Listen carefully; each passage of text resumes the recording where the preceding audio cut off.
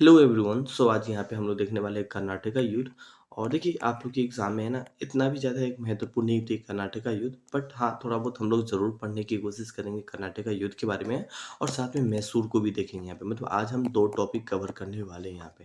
और साथ में जितना टॉपिक कवर हो रहा है तो उनका भी टेस्ट थोड़ा सा दे, मतलब टेस्ट जरूर दीजिए यहाँ पे, ठीक है। जितना भी टॉपिक कवर हो उनका टेस्ट जरूर दे दीजिए यहाँ पे। नाउ थोड़ा सा इनके बारे में देखने की कोशिश करें कर्नाटक का युद्ध के बारे में। तो देखिए अंग्रेजी और फ्रांसीसी के संघर्ष को ही हम क्या बोलते हैं, कर्नाटक का युद्ध बोलते हैं। अब सिंपल क्वेश्चन इस रूप में पूछ लिया जाएगा, कर्नाटक का युद्ध जाना जाता है तो आपके ऑप्शन होगा अंग्रेजी और फ्रांसीसी की संघर्ष, तो टिक लगा सकते हैं। बस इस तरह भी क्वेश्चन घुमा के अगर पूछेगा तो इस तरह भी पूछ सकता है। तत्कालीन कारण क्या था जिसके कारण से कर्नाटक का युद्ध देखने को मिला था, ठीक है। जैसे कि आप लोग को भी पता है कि अंग्रेज भारत में आ चुका है और भारत में आने के साथ ही पूरे भारत में अब राज करने की भी कोशिश कर रहे हैं यहाँ पे, ठीक है। तो उन्हीं के साथ क्या होता है, एक कर्नाटक का युद्ध होती है। और फ्रांस कंपनी भी लास्ट क्लास में हम आप लोग को बता दें कि भाई फ्रांस कंपनी भी भारत में आ चुकी है यहाँ पे और अपनी फैक्ट्री लगाई। मैं चर्चा नहीं किया था क्योंकि इतना ज़्यादा नहीं पूछा जाता, इसलिए मैंने यहाँ पे डिस्कस नहीं किया था, ठीक है। अपनी कहीं ना कहीं फैक्ट्री तो जरूर लगाई होगी। अब जाहिर सी बात है भाई, किसी तरह तो अंग्रेज तो नहीं चाहेगा ना कि क्या मेरे अलावा कोई अदर यूरोप के लोग रहे या कोई अदर लोग रहे। तो हमेशा चाहेगा कि भाई जिस तरह डेनिस अपने घर चला गया था, इसी तरह हम चाहते हैं कि फ्रांस भी अपने घर चल जाए। मगर अंग्रेज क्या करते हैं, एक एक करके सभी से झगड़ा करने की मोल करता है और उन्हें फाइट लड़ता है, फिर इन्हें युद्ध में हराता है और फिर वो उस चीज़ पे राज कर लेता है। तो बस सेम इसी का था तत्कालीन कारण देखें तो यहाँ पे, ठीक है। तत्कालीन अंग्रेज कैप्टन बर्नेट के नेतृत्व में अंग्रेजी सेनाओं के द्वारा फ्रांसीसी जहाज़ों पर अधिकार कर लिया जाता है। मतलब ये जानबूझ के करते हैं यहाँ पे। मतलब अब क्या होता है कि प्रशांत महासागर से कोई जहाज़ चलती है यहाँ पे, ठीक है, और भारत की ओर चलती है।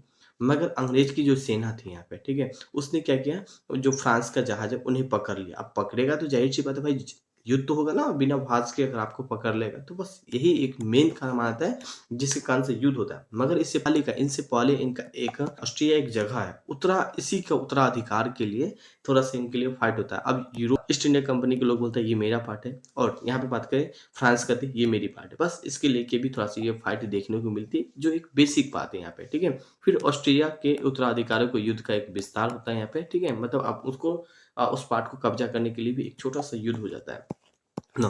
थोड़ा सा देखें जिसमें एक्सला सोपले की संधि हुई है और ऑस्ट्रिया का उत्तराधिकार युद्ध को समाप्त कर दिया गया। जैसे कि आप लोगों को बताया कर्नाटक का युद्ध होती है। कर्नाटक का युद्ध किस किस के बीच होती है, तो अंग्रेज के बीच होती है और फ्रांस के बीच होती है। मतलब इन दो देशों के बीच होती है, ठीक है। इनकी बात क्या होता है यहाँ पे, इन्हें क्या करते हैं, एक संधि, ठीक है, एक्सला सोपला संधि के तहत इन्हें समाप्त कर दिया जाता है। और ये युद्ध होती है क्यों, तो ऑलरेडी आपको पता है कि जो एक फ्रांस की जहाज पकड़ लेती है, इसके कारण से ये युद्ध होती है। उनका रीजन, इनसे पहले भी इनका कोई न कोई विवाद चलता था, तो ऑस्ट्रिया का उत्तराधिकार के लेके, ठीक है, ये कुछ इनका विवाद चला करता था ना। आगे थोड़ा सा और इनके बारे में देखिए। उसके बाद क्या होता है कि वन डिवास का युद्ध होता है जिसमें अंग्रेज बनाम फ्रांसीसी, मतलब एक तो एक्सला सोपला की संधि होती है, फिर वहां पे समाप्त हो जाती है युद्ध, ठीक है। फिर कुछ टाइम के बाद 1760 में यहाँ पे आप देखेंगे एक वन डिवास का युद्ध, वन डिवास एक जगह का नाम है, वहां पे एक युद्ध होती है जिसमें अंग्रेज और फ्रांसीसी के बीच होती है, ठीक है। जनवरी 1760 में होती है। और अंग्रेज की ओर से कौन नेतृत्व करता है, तो आयरकुट नेतृत्व करता है। अंग्रेज का सेना कौन होता है, आयरकुट होता है। फ्रांस के सेना कौन होता है, तो कॉन्ट डी लाली होता है। ना इस पॉइंट को भी थोड़ा सा हाईलाइट कीजिएगा, वन डिवास के युद्ध के समय में अंग्रेजी सेना कौन था, तो आपके ऑप्शन होगा आयरकुट होगा, या फ्रांसीसी सेना पूछे तो कॉन्ट डी लाली होगा। तो इस पॉइंट को भी थोड़ा सा हाईलाइट करेंगे। नो परिणाम क्या होता है, परिणाम होती है बस अंग्रेज जीता। अब हम आगे एक चीज और आपको बता दें कि आगे जितना भी फाइट होगा यहाँ पे, ठीक है, सभी के सभी फाइट या मैक्सिमम फाइट में अंग्रेज का ही जीत होगा। हाल ही का कुछ में अंग्रेज हारते भी है, ऐसा नहीं कि नहीं हारते, बट अब जितना भी युद्ध होगा वो सारे में अंग्रेज ही जीतेंगे। थोड़ा सा अगर हम देखने की कोशिश करें, कर्नाटका के साथ टोटल 4 युद्ध हुआ था, ठीक है। कौन कौन सा युद्ध हुआ था, तो कर्नाटका का प्रथम युद्ध हुआ था 1746 से 1748 में, जिसे हमें एक्सला सोपला संधि के तहत क्या कर दिया गया था, इन्हें संधि के तहत, मतलब संधि में क्या चीज होता है मालूम है, जैसे कि अभी समझौता बोलते हैं ना, कि एक कंट्री के बीच दूसरे कंट्री से समझौता, या अगर आप एक भाई है दूसरे भाई से समझौता, उसमें बोल देते कि हाँ अब हमें झगड़ा नहीं करना है, हम आपकी जमीन पर अधिग्रहण नहीं करेंगे। तो यही सब एक बात पॉइंट पर पॉइंट नोट करना है। हम आपकी अगर सेना को कुछ करेंगे करेंगे तो इससे पहले हम आपको इन्फॉर्मेशन करेंगे, ठीक है? तो इस संधि में बस यही लिखा जाता है, मतलब दोनों एक भाईचारा मिल जाता है, फिर इस संधि को समाप्त कर दिया, मतलब इसे युद्ध को समाप्त कर दिया जाता है। फिर कुछ टाइम के बाद ज़ाहिर-सी बात है भाई, ये संधि तो होती है कागज़ पे, फिर कुछ दिन के बाद किसी न किसी कारण से विवाद तो होना ही होता है यहाँ पे। फिर कर्नाटका की दूसरी युद्ध होती है, कब होती है? तो 1749 से 54 तक होती है। ये संधि मतलब युद्ध होती है और इसमें भी फिर संधि होती है। कहाँ पे होती है? तो पेरिस की संधि होती है यहाँ पे, ठीक है? और पेरिस की संधि होती है यहाँ पे, तो यहाँ भी ये युद्ध, जो भी युद्ध होता है, उन्हें भी समाप्त कर दिया जाता है। फिर कर्नाटका की तीसरी युद्ध होती है, कहाँ? ये जो युद्ध होती है ना, अनिर्णायक युद्ध होती है, मगर जीत अगर लास्ट में अगर आप देखोगे, तो बस कंपनी की, मतलब जो इंग्लैंड है ना, इन्हीं की जीत होती है यहाँ पे, ठीक है? तो फाइनली जब आपका कोई भी आगे रिजल्ट आप देखने की कोशिश करें, तो बस ईस्ट इंडिया कंपनी की ही जीत होती है, कि पूरे भारत पे, ना कि पूरे भारत पे, पूरे वर्ल्ड पे वो राज करने की कोशिश करते हैं, एक-एक करके अमेरिका वगैरह काफ़ी सारे देश पे वो राज करता है, ठीक है?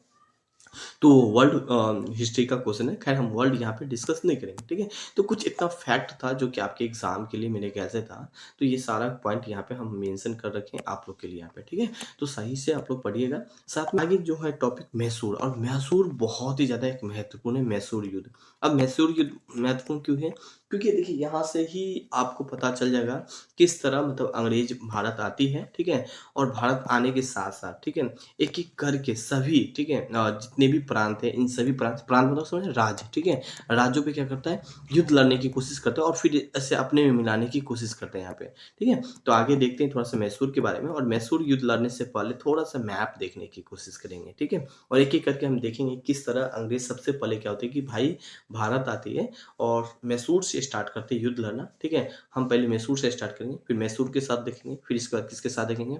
मराठा के साथ देखेंगे युद्ध लड़ता है, मतलब इसके साथ युद्ध लड़ता है, फिर इसे अपने में मिला लेता है, फिर इसके साथ युद्ध लड़ता है, फिर इसे भी अपने में मिला लेता है, फिर सिंध के साथ, ठीक है? इस वाले प्रांत के साथ लड़ता है, फिर इसे भी अपने में मिला लेता है यहाँ पे, ठीक है?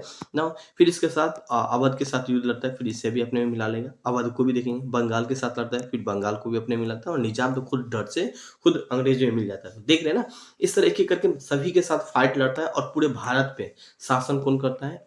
इंग्लैंड के राजा करते हैं यहाँ पे, ठीक है?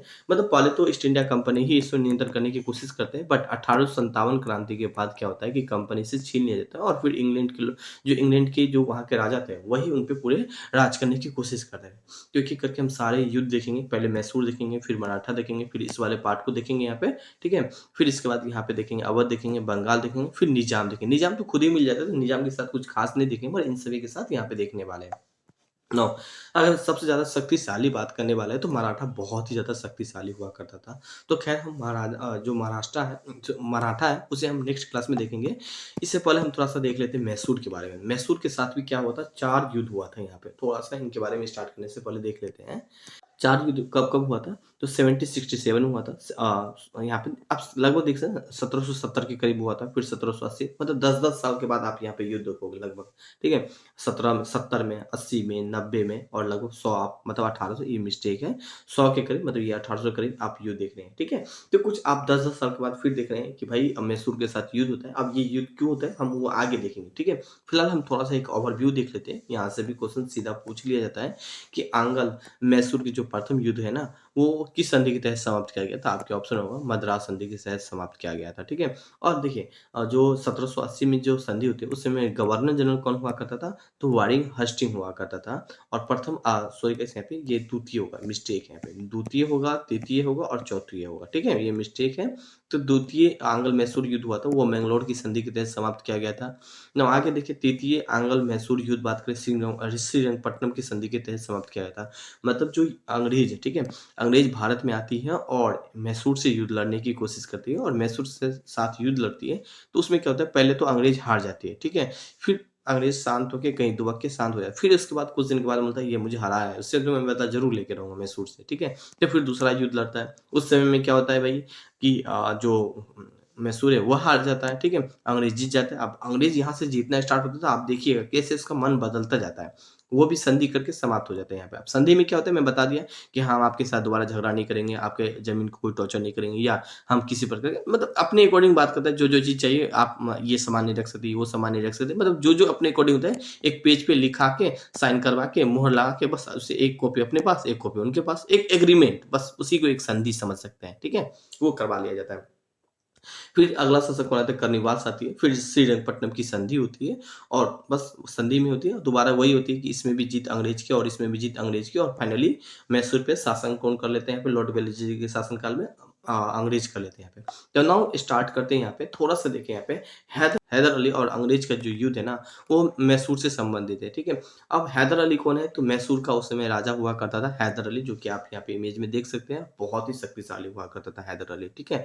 और उस समय जो अंग्रेज का अगर बात करने वाले हैं, वायसराय कौन था यहाँ पे? तो वारिंग हस्टिंग हुआ करता था, जो कि आप इमेज देख सकते हैं यहाँ पे, ठीक है। अब इन दोनों के बीच में क्या होती है? फाइट होती है यहाँ पे। फाइट क्यों होती है? तो मैसूर पे कब्जा करने के लिए ही होती है, कुल मिला के, ज्यादा डिटेल में ना जाए तो यहाँ पे, ठीक है। नाउ यहाँ पे देखें, जो प्रथम आंग्ल मैसूर युद्ध होती है ना, इस युद्ध में क्या होता है? हैदर अली की जीत हो जाती है। हैदर अली मतलब इनकी जीत हो जाती है यहाँ पे। देखिए सिंपल क्वेश्चन पूछ लिया जाएगा कि प्रथम आंग्ल मैसूर युद्ध में किसकी जीत होती है? तो आप लोग को पता है कि अंग्रेज बहुत ही शक्तिशाली होती है, बट यहाँ पे हैदर अली से हार जाती है। मतलब कहीं ना कहीं हैदर अली बहुत ही ज्यादा शक्तिशाली हुआ करती है, और हैदर अली से भी ज्यादा शक्तिशाली मराठा का शिवाजी वगैरह हुआ करते हैं, ठीक है। तो थोड़ा सा एक एक करके हम यहाँ पे देखें। उस समय अंग्रेज का गवर्नर जनरल वारिंग हस्टिंग था, और 4 अप्रैल, ठीक है, 1769 में प्रथम आंग्ल मैसूर युद्ध होता है और मद्रास की संधि के तहत समाप्त कर दिया जाता है, ठीक है। अब भाई युद्ध होता है, अंग्रेज हार जाता है, तो अंग्रेज क्या बोलेगा? कुछ नहीं बोलेगा, बोलेगा ठीक है जी हुजूर, आप जो बोलिएगा हम आपकी बातों को मानेंगे। तो संधि में जो जो हैदर अली लिखा आ जाता है, बस उसे मान लेता है अंग्रेज, और फिर अपने जो भी काम काज है, मसाला वगैरह का व्यापार करना, वो व्यापार करने लगते हैं। यहाँ पे देख रहे हैं ना किस तरह पहले भारत में आता है मसाला को व्यापार करने के लिए। और याद है ना, अकबर का पत्र लेके आता है, बट अकबर ना होने के कारण से जहांगीर से मिलता है, और जहांगीर से जब फारसी भाषा में बात करता है, मतलब एकदम फारसी, जहांगीर काफी खुश हो जाता है। भाई जहांगीर खुश होगा तो जाहिर सी बात है सभी राजा खा गए, मेरी तारीफ भी किया, उन्हें अपने पास भी रख लिया, और फिर क्या किया, वो अपना मसाला का व्यापार किया। फिर उन्हें फैक्ट्री लगाने का भी अधिकार दे दिया। फैक्ट्री लगाने के साथ अधिकार होते होते उन्होंने क्या किया, भाई सेना वगैरह भी रखने, मतलब किला पहले बनाया। किला बनाने के लिए, अब उनको रक्षा के लिए, मतलब ताकि कोई इंडियन आदमी हमें टॉर्चर न करे, तो उनके लिए वो सेना रखने लगा। फिर इसके बाद धीरे धीरे काफी सारा फैक्ट्री लगा दिया, काफी सारा सेना को भी रखने लगा, और एक एक करके पूरे भारत पे वो राज करने लगा यहाँ पे, ठीक है। तो नाउ इसी तरह पूरे भारत पे राज करते हैं। सो आगे यहाँ पे हम फिर देखेंगे द्वितीय आंग्ल मैसूर देखेंगे, जो कब हुआ था? 1780 में हुआ था यहाँ पे ना। अब इनके बारे में देखने की कोशिश करें इस युद्ध में, ठीक है। इस युद्ध में बात करें, मराठा मैसूर पर आक्रमण किया, और मद्रास के संधि के अनुसार अंग्रेज ने मैसूर का मदद नहीं किया था। अब पे जो पहली संधि हुई थी ना, उस संधि में क्या लिखा गया था कि अगर कल की डेट में मद्रास पे, ठीक है, कोई अगर हमला करेगा तो अंग्रेज का काम था उन्हें सपोर्ट करना, मगर अंग्रेज यहाँ पे सपोर्ट नहीं किया, ठीक है। अब जाहिर सी बात है भाई, जो मैसूर है ना, काफी ज्यादा नाराज हो गया कि उस संधि की संधि, मतलब आप संधि की बात नहीं माने, ठीक है। कोई बात नहीं यहाँ पे, ठीक है। अब माना क्या हुआ, अंग्रेज कोई मदद नहीं किया, तो काफी ज्यादा क्या हुआ था, नाराज हो गया था। कौन नाराज हो गया था? तो मद्रास के जो हैदर अली थे वो नाराज हो गए थे। उन्होंने क्या किया, आयर कोर्ट पे, ठीक है, थोड़ा सा आगे हम थोड़ा सा देखने की कोशिश करें। उन्होंने क्या किया, हैदर अली ने 1780 में ही आरकोट, जो आरकोट बात करें, अंग्रेज का एक अच्छा दोस्त माना जाता है, उस पर आक्रमण कर दिया था। आक्रमण क्यों कर दिया था? जब आप संधि को नहीं मानेंगे, इस वाले पार्ट को बोला जाता है, जब आप संधि को नहीं माने, मेरे संधि को आप नहीं माने, तो हम भी आपकी संधि को नहीं मानते। उस संधि में ये भी लिखा था कि आप जो भी मेरे किला है उस पर आक्रमण नहीं करेंगे, उन्हें थोड़ा सा सेफ्टी देंगे, तो काफी कुछ वहाँ पे लिखा होता है, ठीक है। मेरा सेना जाएगा, उस सेना का खर्चा पानी आप देंगे, तो ये सब बात आपने लिखा हुआ है यहाँ पे, ठीक है। तो कुल मिला के आरकोट पे आक्रमण कर दिया किसने? तो हैदर अली ने कर दिया। भाई आरकोट पे हमला करना मतलब आप अंग्रेज से फिर टक्कर ले रहे हैं यहाँ पे, ठीक है। फिर वारिंग हस्टिंग ने पोर्ट नोवा के युद्ध को पराजित कर देता है। किसे पराजित कर देता है? हैदर अली को पराजित कर देता है, और हैदर अली की मृत्यु हो जाती है, 1782 में मृत्यु हो जाती है। अब हैदर अली, मतलब जो अंग्रेज है, वो तो चाहता है कि भाई किसी तरह सब में युद्ध हो और हम जीते यहाँ पे, तो भाई यहाँ से इनकी जीत चालू हो जाती है, ठीक है। फिर यहाँ पे अंग्रेज की जीत चालू होती है। उसके बाद टीपू सुल्तान ने इस युद्ध को जारी रखा। टीपू सुल्तान कौन था? तो हैदर अली का बेटा था, मतलब हैदर अली है ना, उसका बेटा था टीपू सुल्तान।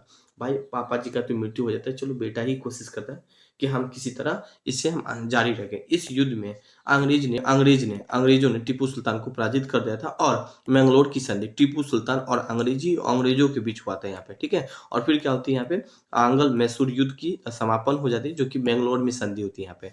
नौ इस पॉइंट को थोड़ा सा हाईलाइट कीजिएगा। अंग्रेजी सीधा पूछा गया हैदर अली का बेटा कौन था, तो आपके ऑप्शन होगा टीपू सुल्तान, तो उन्हें भी आप टिक लगा सकते हैं यहाँ पे, ठीक है।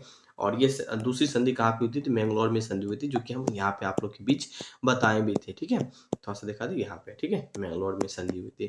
नो कब हुई थी, तो 1780 में हुई थी। उस समय में अंग्रेजी गवर्नर कौन था, तो वारिंग हेस्टिंग था। तो इस पॉइंट को भी थोड़ा सा अपने अकॉर्डिंग आप हाईलाइट कर सकते हैं। क्वेश्चन को किसी भी तरीका से घुमा के पूछ लिया जाता है ना। आगे और यहाँ पे देखें, थोड़ा सा टीपू सुल्तान के बारे में देखें, तो देखिए यह हैदर अली का बेटा था, जैसे कि हम आपको बताएं, यह बादशाह का उपाधि धारण किया था यहाँ पे। और उसने अच्छा, उपाधि मतलब समझते हैं, वो अपने आप पे मतलब बादशाह समझता था, हाँ, अपने आप पे किंग समझता था। ठीक है, वो अपने आप में, अब भाई कोई भी इंसान है, सपोजेड आप ही है, तो आप अपने आप में बोलते हो ना कि हम बहुत ही बड़ा स्मार्ट है, या बहुत ही अपने आप में आप बोलते हो कि हम बहुत धनी है, तो ये खुद पे खुद आप अपना उपाधि रखे ना। तो ये बादशाह का उपाधि धारण किया था, और इसने अपने समय में सिक्का चलाया था और आधुनिक कैलेंडर को भी शुरुआत किया था। याद रखिए, सिक्का भी चलाया था टीपू सुल्तान ने, और आधुनिक कैलेंडर को भी शुरुआत किया था। क्वेश्चन घुमा के पूछेगा, या कभी सिंपल वे में पूछ लिया जाएगा कि आधुनिक कैलेंडर की शुरुआत किसने किया था, तो आपके ऑप्शन होगा टीपू सुल्तान, तो आप उन्हें भी टिक लगा सकते हैं। ठीक है, इसने अरबी और फ्रांसीसी जगहों पर अपने राजदूत को भी भेजा था। अब एक चीज देख रहे हैं, भारत पे अंग्रेज किसी तरह सोच रहे हैं शासन करने की। ठीक है, और वहीं पे जो टीपू सुल्तान है, टीपू सुल्तान कहाँ का राजा हुआ करता था, मैसूर का। अब वो क्या करता है, अपना राजदूत फ्रांस में भेजता है। तो भाई ईस्ट इंडिया कंपनी जो है ना, वो तो काफी परेशान होंगे कि आप दोस्ती क्यों कर रहे हैं फ्रांस से, यहाँ पे हम तो हैं ही। तो काफी ज्यादा नाराज और हो जाते हैं। फिर क्या कहते हैं, इसने अपनी जो राजधानी है, श्रीरंगपट्टनम बना लेती है। ऑलरेडी जानते हैं कि युद्ध में हार गया था टीपू सुल्तान। दूसरी बात है, उनके पापा भी हार ही जाते हैं। ठीक है, मगर वो इनकी बात ना मानते हुए फ्रांस से दोस्ती करने की कोशिश करता है। आगे यहाँ पे देखेंगे, जैकोबिनियन क्लब को भी ज्वाइन कर लेता है, और काफी कुछ यहाँ पे स्वतंत्र का पेड़ भी लगाता है। तो फिर इसके बाद फिर युद्ध, भाई इतना कुछ देखने के बाद अंग्रेज को रहा नहीं जाता, फिर टीपू सुल्तान के साथ एक युद्ध करता है, और इस युद्ध में टीपू सुल्तान भी हार जाती है और इनकी भी मृत्यु हो जाती है।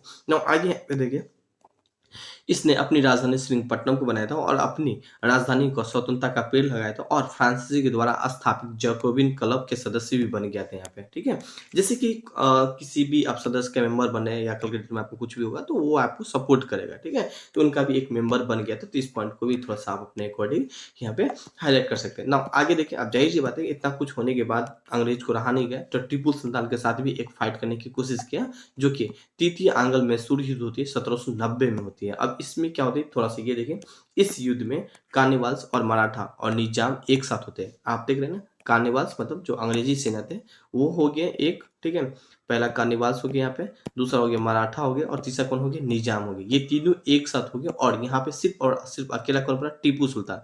अब देखिए यहाँ पे, भाई भारत में है ना, एक चीज तो बहुत ही बेकार चीज मानी जाती है कि भाई अंग्रेज विदेशी था, मगर इन्हें इंडिया के लोग काफी सपोर्ट करते थे। जैसे कि मराठा, मराठा तो ऑलरेडी बहुत ही शक्तिशाली था, इनके अलावा निजाम तो करते ही था।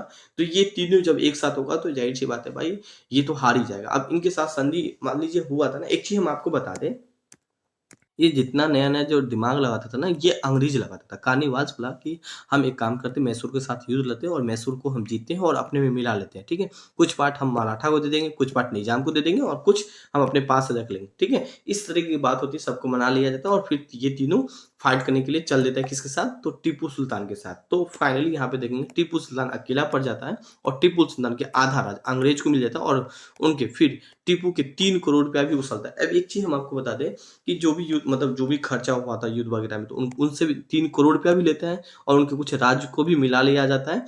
और यहाँ पे बात करें, श्रीरंगपट्टनम की संधि होती है, कब होती है, तो 1792 में होती है, और इस युद्ध में भी, ठीक है, टीपू सुल्तान की हार हो जाती है। और फाइनली आगे यहाँ पे देखिए, चौथी आंग्ल मैसूर युद्ध से देखने की कोशिश करें। टीपू ना, चौथा जो यहाँ पे बात करने वाला मैसूर युद्ध होता है, उसमें कुछ में खास होता नहीं, क्योंकि उसमें टीपू सुल्तान की मृत्यु भी हो जाती है, और उस समय जो वेलेजली अंग्रेजी सेना का नेतृत्व कर रहे थे, बाद में अंग्रेज के वंशक, ठीक है, एक बालक कृष्ण राज को बैठा दिया जाता है, कहाँ पे, मैसूर पे। क्योंकि अंग्रेज अगर सीधा बैठेंगे, मान लीजिए अभी मान लीजिए भारत है, और भारत में सीधा अंग्रेजी या चाइनीज आके बैठ जाए, तो क्या हम लोग बात मानेंगे चाइनीज का? नहीं, हम लोग तो हमेशा उसको मानने की कोशिश करते हैं। जी नहीं, वो क्या करता है, शोषण करता है। वो इंडियन के लोग को ही बैठाता है, और फिर उन्हें अपने अकॉर्डिंग रोटेट करता है कि हम जो बोलेंगे आपको वो करना होगा। ठीक है, फिलहाल हम आपको गद्दी पे बैठा रहे हैं, मतलब राजा बना रहे हैं, आप राजा बन जाइए।